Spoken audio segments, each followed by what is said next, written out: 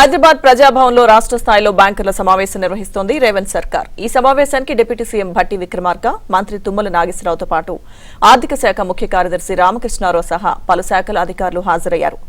₹1,00,000 రైతు రుణమాఫీపై బ్యాంకర్లకు దిశానిర్దేశం చేశారు. రుణమాఫీ డబ్బులు రైతులకే ఇచ్చేలా ప్రభుత్వం చర్యలు చేపట్టింది. రైతులు ఇతర అప్పులకు రుణమాఫీ డబ్బులు మళ్లించకుండా తెలంగాణ ప్రభుత్వం బ్యాంకర్లకు దిశానిర్దేశం చేసింది. రాష్ట్ర స్థాయి బ్యాంకర్ల సమావేశంలో డిప్యూటీ సీఎం భట్టి విక్రమార్క కీలక వ్యాఖ్యలు చేశారు. దేశ చరిత్రలోనే మొదటిసారిగా 2 లక్షల రుణం మొత్తాన్ని ప్రభుత్వం మాఫీ చేస్తుందన్నారు ఉప ముఖ్యమంత్రి భట్టి విక్రమార్క. ఒకేసారి మాఫీ చేస్తామని చెప్పినప్పుడు బ్యాంకర్లు కూడా నమ్మలేదన్నారు.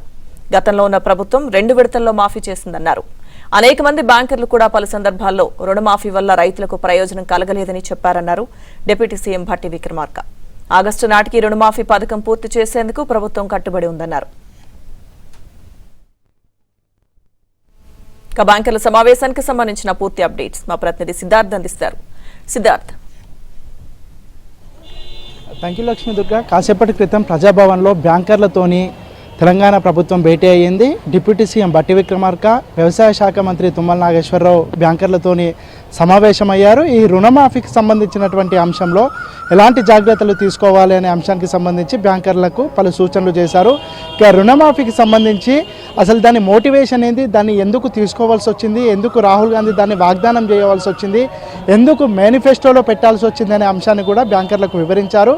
ముఖ్యంగా ఈ 2 లక్షల రుణమాఫీ ఏకకాలంలో చేయడం దేశంలో ఎవరూ చేయలేనటువంటి ఘనతను తెలంగాణ ప్రభుత్వం చేస్తున్నటువంటి నేపథ్యంలో తెలంగాణ ప్రభుత్వానికి బ్యాంకర్లందరూ సహకరించాలని డిప్యూటీ సీఎం భట్టి విక్రమార్క బ్యాంకర్లతోని కోరారు. ఇక దీనికి సంబంధించినటువంటి విధి విధానాలు ఏ విధంగా ఈరోజు ₹1,00,000 ఉన్నటువంటి రైతులకు ఈరోజు సాయంత్రం వరకు రుణమాఫీ చేయనున్నట్లు, ఇక మిగతావి ఆగస్టు 15 వరకు ఈ ఆగస్టు చివరి వారం వరకు ₹1,00,000 ఉన్నటువంటి రైతులకు రుణమాఫీ చేయనున్నట్లు, ఈ నెల చివరి వరకు ₹1,00,000, అదేవిధంగా ఆగస్టు 15 వరకు మిగతా పెండింగ్ కూడా ఇవ్వనున్నట్లు డిప్యూటీ సీఎం భట్టి విక్రమార్క తెలిపారు. ఇక దాంతోపాటు ఇటు బ్యాంకుల వద్ద అధికారులు కూడా సంబరాలు చేసుకోవాలని వాళ్ళకు ఒక రిక్వెస్ట్ కూడా చేశారు.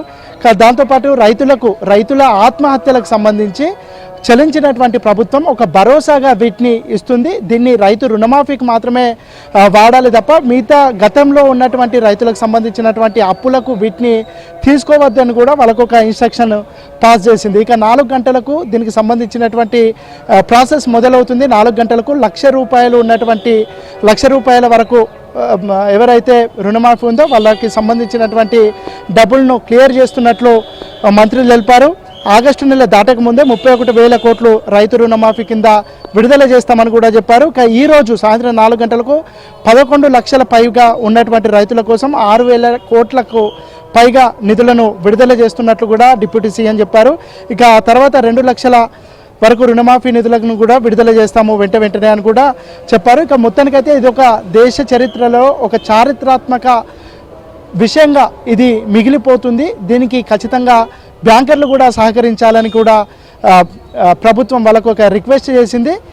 బ్యాంకుల వద్ద కూడా అధికారులు సంబరాలు చేసుకోవాలి. రైతులకు సంబంధించి ఫర్దర్గా కూడా వాళ్ళకి ఎలాంటి విషయాల్లో ఉన్నా ఇది రైతు సంక్షేమ ప్రభుత్వంగా నిలవబోతుంది కాబట్టి రైతుల విషయంలో చాలా ఫ్లెక్సిబుల్గా ఉండాలని కూడా వాళ్ళను రిక్వెస్ట్ చేశారు. ఇక రైతులకు సంబంధించి కూడా సాయంత్రం 4 గంటలకు రైతు వేదికల వద్దకు రైతులందరూ చేరుకోవాలి. అక్కడ జూమ్ ద్వారా కనెక్ట్ చేయబడింది.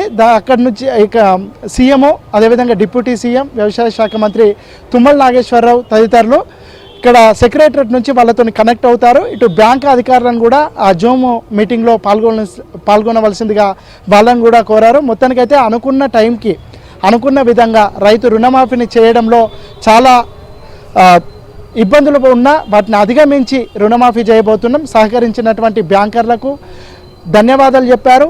భవిష్యత్తులో కూడా రైతుల విషయంలో తీసుకోబోయే ప్రతి కార్యక్రమంలో బ్యాంకర్లందరూ కలిసి రావాల్సిందిగా కూడా ప్రభుత్వం తరపున బ్యాంకర్లకు రిక్వెస్ట్ చేశారు.